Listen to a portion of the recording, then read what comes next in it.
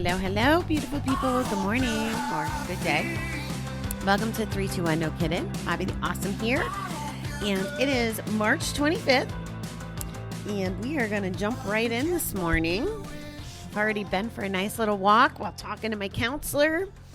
Life is good. It's like 50-something degrees here. I feel like it's a heat wave. I know I'm always telling you about the weather, but I really feel like it impacts my mood. So here goes. March 25th.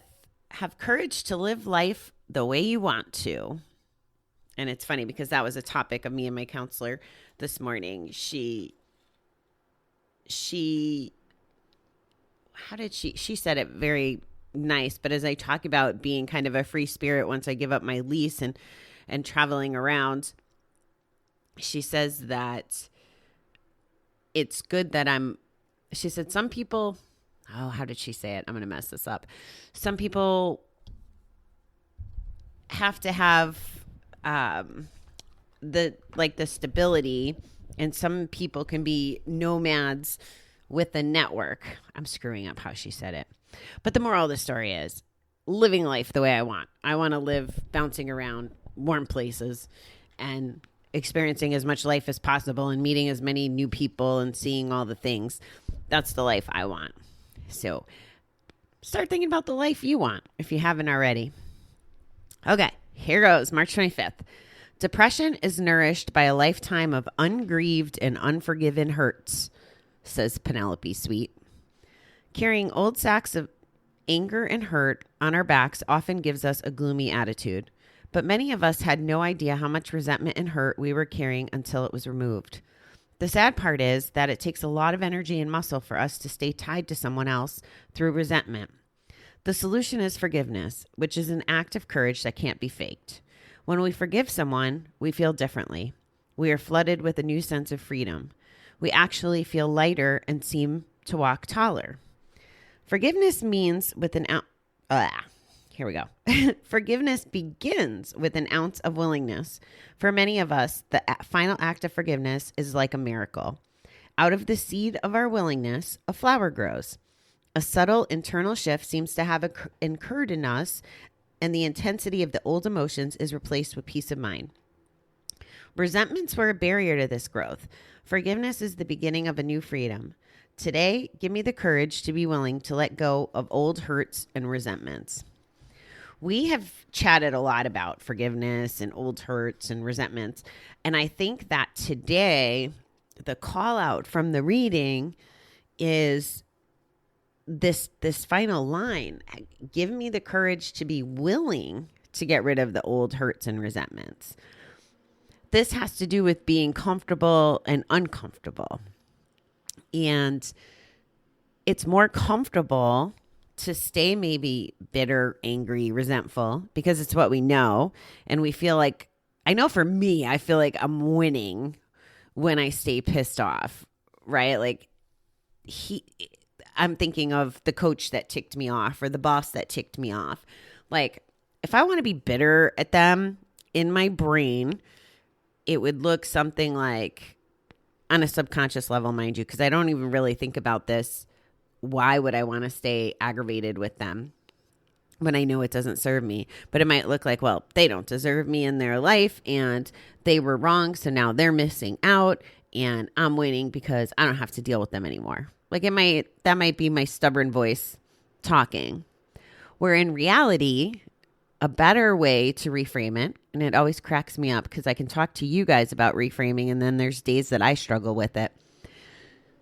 So for example, when I pulled into the parking lot the other day and my day job didn't have certain things done that I would have done if I was still there, my brain reframed it in the fact of, instead of being upset, because I would have took it very personal that my legacy was not happening the way I would want it to. Instead, I went, oh, okay, well, why don't I work there anymore? And I thought about, okay, well, this product isn't here. In order to get this product, I had to deal with this person. This person made my life miserable last spring. That's part of why I left, because I was miserable. And of course, someone can't make me miserable. I chose to be miserable about the situation. And as a person, I still love the guy, but from a work perspective, he totally made me bonkers. And then I got to gratitude for not working there anymore, just because this is a different style. I'm in control. And I think that's why I'm so hard on myself sometimes, because I'm in control. So I'm the only one responsible and I can't blame anyone. But I totally digress. Holding on to forgiveness and resentment just doesn't serve us. It doesn't keep our bucket full of the good stuff. And I did a podcast yesterday with a fella, and I'm going to publish it on the Recovering Entrepreneur Show and YouTube, so you can check it out in those places. It's probably not going to be out for a little while. I got to actually check with my wonderful Carmela. She'll tell me. She keeps me straight. But he explained comfort to me in such a neat way that it really resonated. So he talked about ruts in the road. So like when it's snowing, and I'm sorry if you've never seen snow. I don't know how to equate this example into a warm climate. But when it's snowing, we tend to stay where the road has been traveled, or the ruts, because it's safer. We don't go onto the newer snow because we might slide or whatever. So we stay in the ruts because it's comfortable. And he asked me, he said, Bobby, well, what happens if you close those ruts down? So if you were picturing like ruts along the side of the road, there we go. That works for warm temperatures. Ruts on the side of the road. If you were to stay in those, like on a dirt road, but you blocked the ruts off on both ends, he's like, what would you have if you blocked the ruts off on both ends? And I paused and I didn't know the answer. And then he told me, he said, a grave. So basically, if we stay comfortable, we can't grow. We can't keep going. We're basically dead. And that's what hanging out in the comfort of animosity and resentment, that's what it does for us. I will tell you that forgiving at least 2 or 3 of the people in my life this last year has been epic. Like, it is freeing. It's like a get out of jail free card for myself. And I wish that I could help other people forgive people and see that, because I see how not forgiving destroys people and hanging on to that. And it just isn't good for us. It creates stress. It creates that icky feeling in our stomach, or it could, I guess. I shouldn't speak for everyone, but I watch it, and there's people I know that have had resentments for decades, and they're not letting it go. And like, you could still see it in their body when they're talking about those resentments and stuff. Could you imagine? How about this? Here's a fun fact for people like me who are always wanting to get closer to their ideal weight. So what if every resentment or lack of forgiveness that I carried was worth 10 pounds physically? Like, it put 10 pounds more on my body. And every time I didn't forgive someone, it added 10 pounds and it added 10 pounds. And like, let's be real. There's people that are going to make us upset or angry. Again, I said that wrong. There are situations we're going to become angry and frustrated by that involve other people or even companies. I was communicating with this lady yesterday, and it was taking like 4 days to get something over the internet. And she's like, well, send me proof of payment. And I'm like, I sent her payment through PayPal, right? So I know when I get a PayPal, I can see it. I was like, well, it's PayPal. I would have thought you'd seen it. Like, when do I actually get what I'm trying to order from you? And she's like, are you crazy? She literally typed, are you crazy? And I was like, do you ask all your customers that? Like, is that traditional? So I could be bitter about that, or I could just do something about it, right? Good old insert serenity prayer here. Accept the things I can't control and change the things I can. So I just changed who I'm doing business with. But Olds Bobby, honestly, like, I think my mother had a grudge against McDonald's for years and years because they screwed something up. And I know I've had grudges against, there was a amusement park that I think my niece is actually going to go work at this summer. They didn't refund us concert tickets back when I was like 19 years old, and we wouldn't go there. We wouldn't give them any money because they wouldn't refund it. Well, here's the reality. We like the amusement park. We like the rides. We like the Halloween fest. And yet, who was paying that price? They didn't care that we weren't there. They, like, it wasn't making a financial impact. It was only hurting us to not go. Well, what did we benefit? We didn't really benefit anything. So maybe ego, right?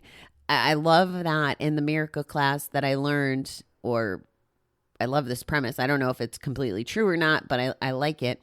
If you have a feeling like anger and it lasts more than 3 seconds, then it's your ego. That is so clarifying to me.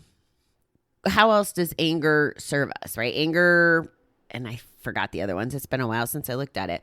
But the premise is it only takes 3 seconds to decide or figure out if you need to be in fight or flight, like the whole caveman reflexes. So if you're angry about something and you find out if you have to, run away or whatever, well, these kinds of situations, like being mad at McDonald's or being bad at an amusement park, are not life-threatening. So it's not fight or flight. There's no fight to be had. And if I want to hang on to those feelings for more than 3 seconds, then it becomes my ego, which goes back to the beginning of what I was saying, like those voices or in our head that, may or may not be out loud in our head. It could be our subconscious feeling like we're winning. We're not winning, guys. We're not winning by not forgiving. So do you have the courage? Do you want to make the choice? Do you want to believe me and the reading that it is very freeing if you let go of those resentments and you start just forgiving whatever it is, the person, the situation, the business, yourself, right? Like this was another thing my counselor said this morning, is that I bully myself into like getting things done. Well, does that help me get things done? Maybe, but does it feel good in the process? No, not really. She continues to try to teach me grace.